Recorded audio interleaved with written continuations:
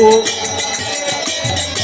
যাত্রা করে চলে এলেন এবং প্রভুর আজকের চন্দনযাত্রার দ্বিতীয় দিনে তিনি 6 বার পরিক্রমা করে চলে এলেন।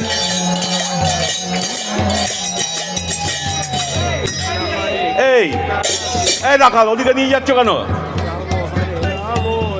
6 বার হয়ে গেছে। হ্যাঁ, নামবে। জগন্নাথ প্রভু এখন তিনি পালকিতে উঠবেন এবং তিনি নিজ বাসভবনে যাবেন। প্রভুর কৃপা 7 বার, তাহলে আরেকবার হবে তাহলে, কিন্তু কালকে 6 বার ছিল।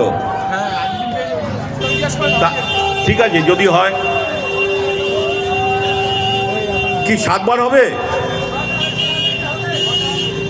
6 বার হয়ে গেছে।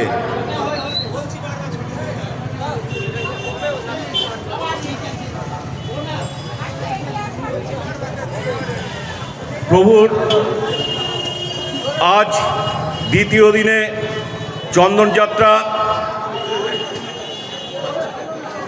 প্রভু তিনি নৌকা থেকে নেমে তিনি যাবেন নিজ বাসভবনে এবং আগামীকাল ঠিক সন্ধ্যে 6:30 প্রভু আসবেন এবং এইভাবে তিনি মানুষকে, ভক্তদের কৃপাবাড়ি বর্ষিত করবেন। সবাই বলুন জয় জগন্নাথ, জয় জগন্নাথ, জয় জগন্নাথ। জগন্নাথের যদি আপনি ধ্বনি দেন, আপনার মনের গ্লানি দূর হয়ে যাবে, মনের ভেতরে আলাদা শক্তি অনুভব করবেন। জগন্নাথ স্বামী নয়ন পথগামী ভব তুমি। হে জগন্নাথ প্রভু, সকলের মঙ্গল করো, সকলকে কৃপা করো, সকলকে ভালো রেখো। আজ দ্বিতীয় দিনের চন্দনযাত্রা আজকে শেষ হলো। আগামীকাল ঠিক 6:30 প্রভু আবার আসবেন পালকিতে করে। এইভাবেই প্রতিদিন 10 তারিখ অবধি, অর্থাৎ 6ষ্ঠ দিন তিনি এইভাবে আসবেন এবং সকলকে তিনি কৃপাবাড়ি বর্ষিত করবেন।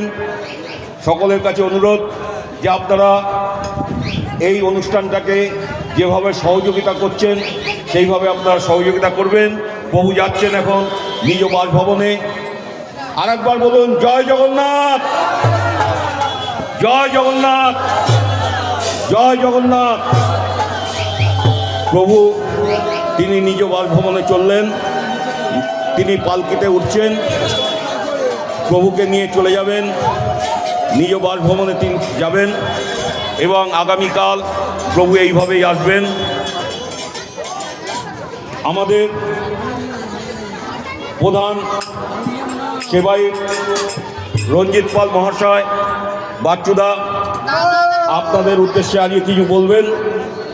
পটলেসটা দিয়ে দাও। হ্যাঁ, আচ্ছা। প্রভুর কৃপা সকলের উপর বর্ষিত হোক।